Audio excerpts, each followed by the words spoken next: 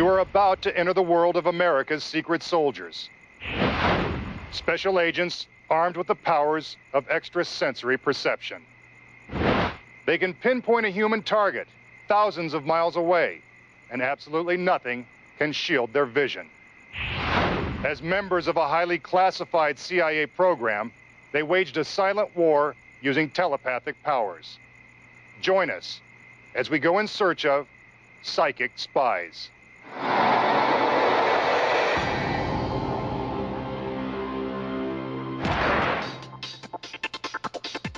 The full capabilities of the human brain go far beyond the tasks of everyday living. And some believe they have developed extraordinary mental powers. One of them is remote viewing.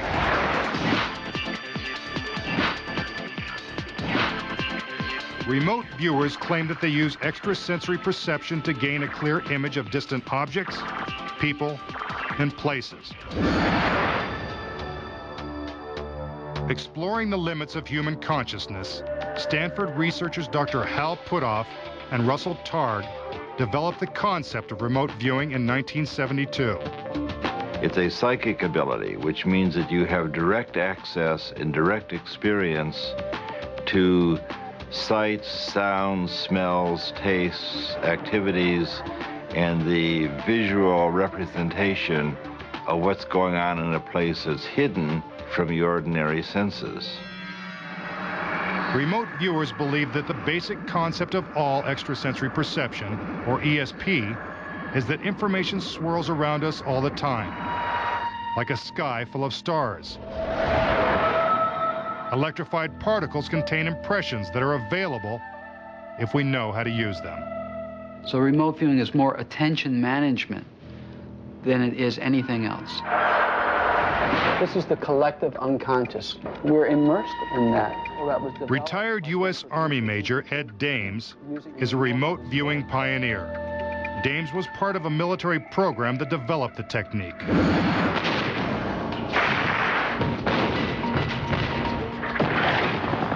The program was an Army program. It moved from Army to the Defense Intelligence Agency, and then to the Central Intelligence Agency, and became Project Stargate there. Project Stargate was designed to gain access to the military secrets of countries hostile to the U.S. Their mission involved tracking Soviet submarines, locating missile silos, identifying germ warfare labs, and uncovering the whereabouts of rogue leaders. Colonel John Alexander was one of the officers who championed the use of remote viewing for military purposes. There was a great deal of effort to keep it secret because they were afraid of the giggle factor. I mean, here they were spending government money on projects that some would view as quite questionable. The remote viewers were able to deliver success where other agencies had failed. Remote viewing was used by the military in a number of cases that were very dramatic. One of them was the Dozier case, where General Dozier had been kidnapped by the Red Brigade, and the information that was developed on that was extremely accurate. With only a black and white photo to start the process, one remote viewer was able to pinpoint the city, building, and room where General Dozier was being held. He was later rescued by counter-terrorism commandos and returned to American soil. Insurchev wanted to put this claim to the test, so he secretly planted a human target in the Los Angeles area. Aaron Donahue's only clue was the target's first name, Caprice. The technique speaks for itself. Based on my personal experience, it will work. We'll be able to suss out this truth or this location.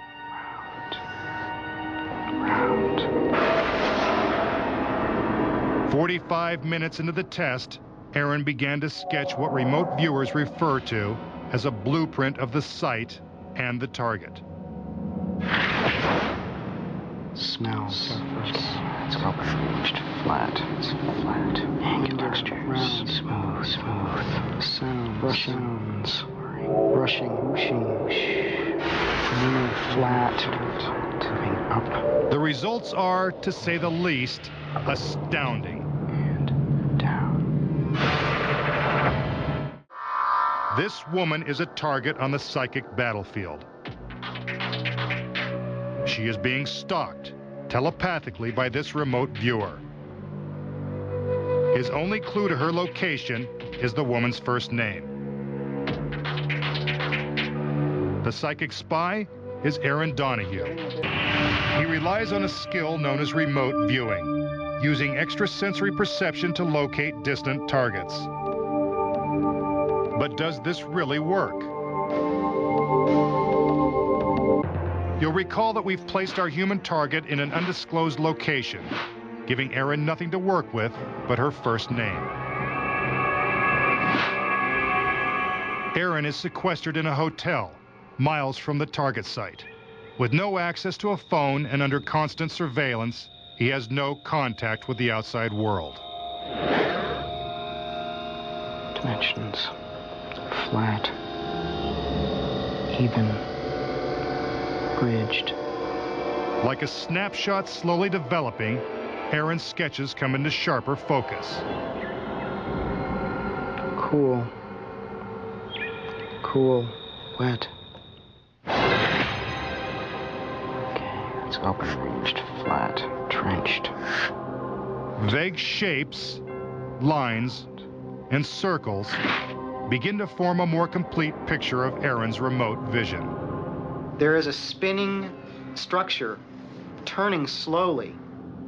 The final sketches represent automobiles, airplanes, and a unique architecture that leads this remote viewer to only one possible conclusion. The question was, where is Caprice? The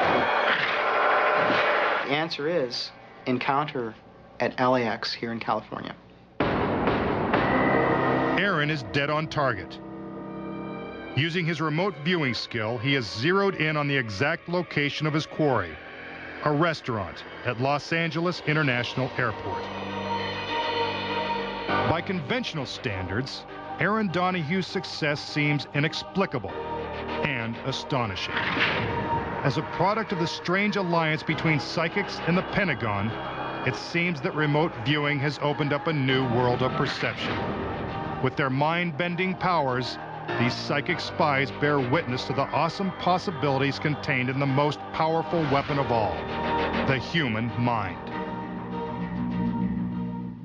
Thanks for watching In Search Of. I'm Mitch Pileggi. Good night.